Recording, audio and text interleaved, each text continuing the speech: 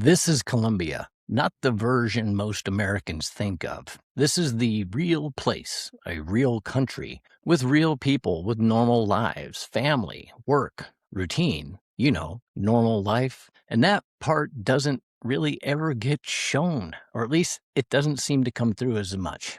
Somewhere along the way, this country got reduced to one thing. For a lot of people back in the United States, Colombia is still stuck in the 80s or the 90s, cartels, narcos, danger, that whole thing. And it just stayed there. It was time stamped. And for whatever reason, we think that that's Colombia. We can watch a war movie without thinking all Germans or Nazis, but Colombia never really gets that same separation.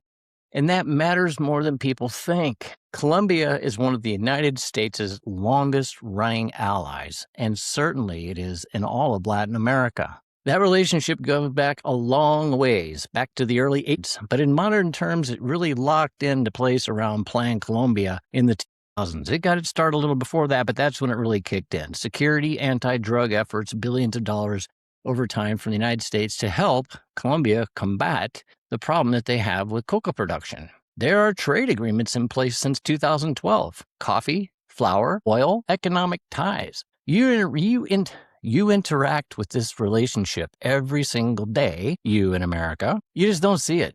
When things start moving in the Middle East, however, everybody notices. You get the tension. Israel, Iran, that whole region. And when conflict touches energy supplies, oil reacts, prices glow up. And once oil starts pushing towards that $100 mark, everything else starts moving along with it, gradually eking up and up.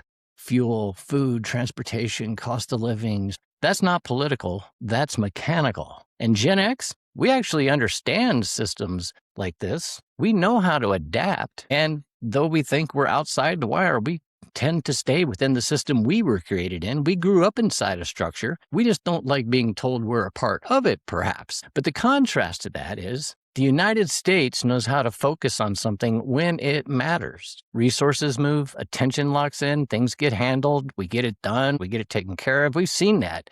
But when you look at a country like Colombia, same hemisphere, long-term ally, economically tied, and the consistency is just not there. We think about how free things are back in the time, or were anyway, back in the time when we grew up for those Gen Xers. But the truth is, most of that freedom existed inside a system that was actually holding us in place. As an American living here, I can see both sides of this coin. Because here, when these global differences come out, when these global decisions get made, you don't feel them later. You feel them right away. Prices move. There's less cushion on anything. I mean, literally the prices go up overnight. They change in the same day. That's everyday life here. This is what it looks like when things shift underneath you. The world itself, the stability has now suddenly changed, and so everything's adrift. As someone who's worked in addiction counseling, I can talk about this in one specific thing I want to talk about real fast. You can't talk about supply without talking about demand. And when you talk about Colombia, you're talking about cocaine, and you're talking about use of it in the United States. And for a long time,